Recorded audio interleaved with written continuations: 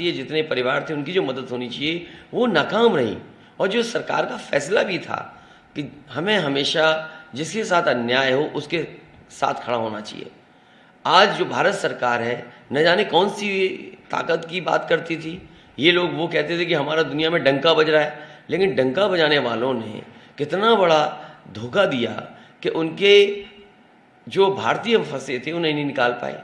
और अपनी नाकामी छिपाने के लिए गंगा मिशन नाम दिया। वो इसलिए दिया क्योंकि बनारस में चुनाव है, गंगा मिर्ज़ापुर में है, और बनारस से लेकर के जिस जिस इलाके से गंगा जा रही है माँ, इसलिए उन्होंने गंगा मिशन रखा। गंगा मिशन अगर यूक्रेन से लोगों को वापस लाती तो मैं मानता ना कि ये डंके वाले लोग हैं, लेकिन इन्होंने बताओ दुनिया में हमारी दुनिया में देशों ने अपने लोगों को बचा लिया। कितनी नाकामी दुनिया ने देखी कि हम अपने परिवार के लोगों को बचा नहीं पाए, या वो अभी भी फंसे बैठे हैं वहाँ पर। चुनाव में एक चीज और देखी गई, वो मायावती की, प्रियंका गांधी की, इवन असदुद्दीन ओवैसी की भीड़ जो रही है वो सारी उसमें देखी गई है। तो कहा जा रहा, आप किस तरह से देखें, क्या भीड़ एक पैमाना है? भीड़ को माना गया कि इसको मतलब हम क्या कहें, क्या भीड़ को डिसाइसिव फैक्टर माना जा रहा है, के हिसाब से अंदाजा लगाया जा रहा है? नहीं, देखिए जो जन समर्थन मिला है, लोग लोकतंत्र में नेता को देखने और सुनने आते हैं और बाद में वो फैसला लेते हैं। मुझे लगता है कि कई जगह लोग देखने आए हैं, वोट नहीं मिलेगा, सुनने आए हैं, उन्हें भी वोट नहीं मिलेगा। उदाहरण के लिए कि कई बार दूसरे हिस्से में जहाँ हजारों की भीड़ होती थी वहाँ पर कई दलों को 500-200 वोट मिले। तो मैं समझता हूँ भीड़ आने की बात अलग है, लेकिन जब जनता अपने मुद्दों पर फैसला लेती है तो उन्होंने देखा है कि समाजवादियों ने किस तरीके से विकास की और उत्तर प्रदेश को ले जाने का काम किया। मैंने इसीलिए कहा कि समाजवादी सरकार बनेगी तो पूर्वांचल को अभूतपूर्व विकास की तरफ जोड़ने का काम करेंगे। ये पूर्वांचल एक्सप्रेस वे किसी भी नेता ने मुझसे नहीं मांगा था, क्योंकि नेताजी चुनाव आजमगढ़ से लड़ते हैं। गाजीपुर एक पुराना हमारा हिस्सा रहा है समाजवादियों का, मऊ जैसा क्षेत्र है, या बलिया समाजवादियों का क्षेत्र। उस समय सरकार में पूर्वांचल को मुख्य धारा से जोड़ने के लिए समाजवादी पूर्वांचल एक्सप्रेस वे दिया गया। वो उतना ही बना है जितना समाजवादियों ने बनाया था, अभी भी वो आगे नहीं जोड़ पाए। अगर ये 20 किलोमीटर और बना देते तो शायद हाजीपुर गाजीपुर से जुड़ जाता, रोड एक बन रही है, आगे पटना के लिए रास्ता आसान हो जाता। लेकिन पिछली सरकार ने जितना समाजवादियों ने काम किया था उतना ही किया।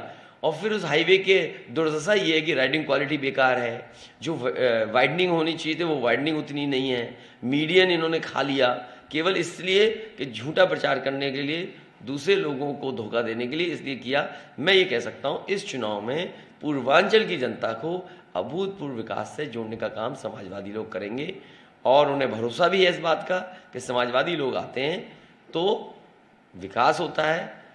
कितनी भी भीड़ आ जाए किसी के यहाँ, लेकिन जब वो आकलन करेंगे, कोई कैसी भी भाषा का इस्तेमाल कर ले, घोर परिवारवादी शब्द इस्तेमाल हुआ लेकिन वो अपने परिवार को भूल गए। उनके दल में कितने बड़े परिवारवादी लोग बैठे हुए हैं, वो अपना भूल गए हैं। अपनी नाकामी छिपाने के लिए, जानबूझ करके ध्यान हटाने के लिए इस तरह की भाषा का इस्तेमाल हुआ।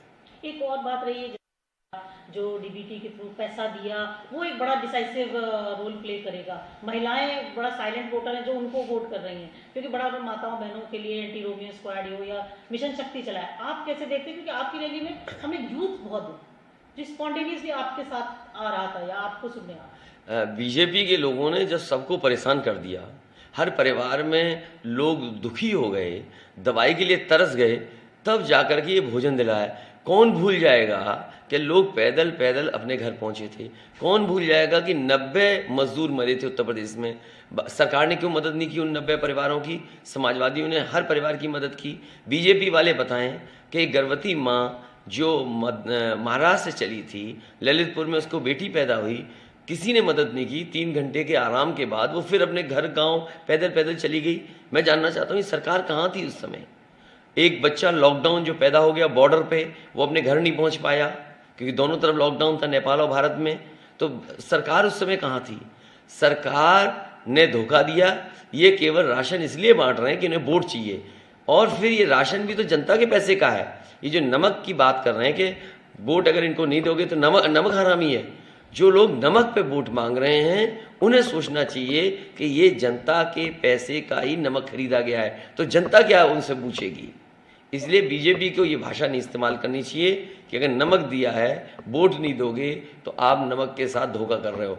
असली ये है कि गरीब जनता के साथ गरीब का ही पैसे को ये गरीबों को बांट रहे हैं। ये भाषा का इस्तेमाल और धोखा देने का काम सरकार को नहीं करना चाहिए। अखिलेश यादव, आप अकेले उधर से पूरा केंद्र सरकार थी, प्रधानमंत्री से लेकर के पूरा बड़े मंत्री, पूरा मंत्रिमंडल था। हमने अखिलेश यादव जी को इससे पहले भी कई बार देखा, लेकिन आपको अकेले देखा। आप अब आपको कितना देखते हैं कि कितना बड़ा लीडर, ये आपने अपने आप को प्रूव पहले भी किया, लेकिन इस बार मैंने अकेले आपको, हम लोगों ने देखा कि पूरे 7 चरण तक आप अकेले, एक तरफ पूरा सरकार मंत्रिमंडल था, एक तरफ अखिलेश यादव। भारतीय जनता पार्टी के जितने भी बड़े नेता आए थे, ये सब झूठ बोलने आए थे। इन्होंने कभी भी डीजल पेट्रोल की कीमत बढ़ती हुई पे जवाब नहीं दिया। जो सिलेंडर इन्होंने फ्री बांटे थे उस समय कीमत क्या थी, आज जब वोट मांगने जा रहे तो कीमत क्या है। जिस तरह बेरोजगारी थी, आपने कोई इन्वेस्टमेंट नहीं लाए, एक इन्वेस्टमेंट की बात नहीं की। एक आपने फौज में जो भर्ती उत्तर प्रदेश से सबसे ज़्यादा नौजवान फौज में जाते थे, उसके बारे में एक शब्द नहीं किया। तो जनता समझ गई कि ये वो लोग हैं जो दिल्ली से धोखा और झूठ बोलने आए हैं। इसलिए जनता ने अपने बुनियादी सवालों पर ही चुनाव को रखा।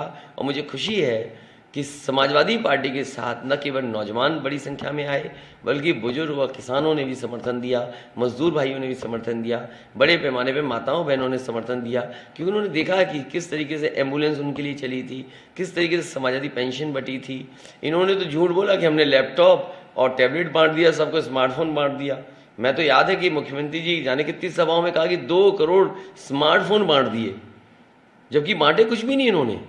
तो इसलिए ये झूठ बोलने वाले थे, धोखा देने वाले थे, और लोकतंत्र में जनता समझ जाती है ऐसे लोगों को, इसलिए जनता ने समर्थन इन्हें नहीं दिया इस बार। हर चुनाव, हर मतदान पे हमने देखा, हर चरण पे हमने देखा कि मुद्दे बदलते रहे।